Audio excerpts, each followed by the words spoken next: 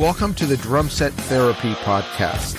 My name is Stefano Ashbridge, and this is a show about the challenges that come with playing the drums and what you can do about them so you enjoy your drumming journey. Visit drumlessonsinla.com for online and in-person drum coaching. Last week, I discussed the duties of a drum tech. Today, I want to follow up with some ways to get into teching. The way it started for me is I offered to tech for a friend. He had a local show that I was planning to see anyway, and he was telling me that his back hurt, so I offered to tech for him. And while doing that, the other band on the bill saw me teching and asked if I was interested in teching for them. And I did tech work for multiple people in that band, the drummer, the percussionist, and the organ player. So in my young days, I did sporadic drum tech work while working as a drummer and teacher. And I found opportunities to tour both as a drummer and a tech. If you live in a major music center, it can be easier to make contacts and find local and touring opportunities. But even if you're in a small town, you can put yourself out there on social media posting videos and tips of you doing tech work. There's a pro drum tech who's worked with major stars named Kenny Sheretz who does that. He has a YouTube video channel with really great drum tech tips. I'll include a link in the show notes.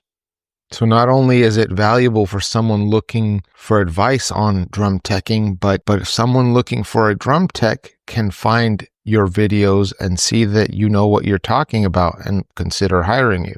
The local drummer who's barely getting paid for the gig might not be able to pay you to tech for them, but there are musicians who don't rely on music for income and would consider a tech if the option was available. I know a musician who's a doctor who really doesn't need the money, but he loves to play music and plays in a band. He would be the ideal candidate for a local tech. As I mentioned, you could offer different price points for different services rendered. I did a local drum tech gig once where the drummer was basically concerned with not wearing himself out before the show and really didn't need me to tech during the gig or tear the drums down after the show. So we negotiated a different price point for me to just deliver the drums and set them up. And these price points can give people an idea of the services that you'll be doing for them. In their mind, they might not have the full picture of what you'll be doing. Meaning if you have to pick up the drums at 3 o'clock to set them up for a 5 o'clock sound check, and then stay with the drums until the 10 o'clock show, and then afterwards tear the drums down and bring them back, that's a full day of working. And so you can bullet point all the things that you offer as services and price accordingly. A couple more things to consider is as a drum tech, you take care of another drummer's gear, but it can involve some really long and hard days. So I would recommend to stay healthy, keep snacks or water, extra shirts, and wear hearing protection.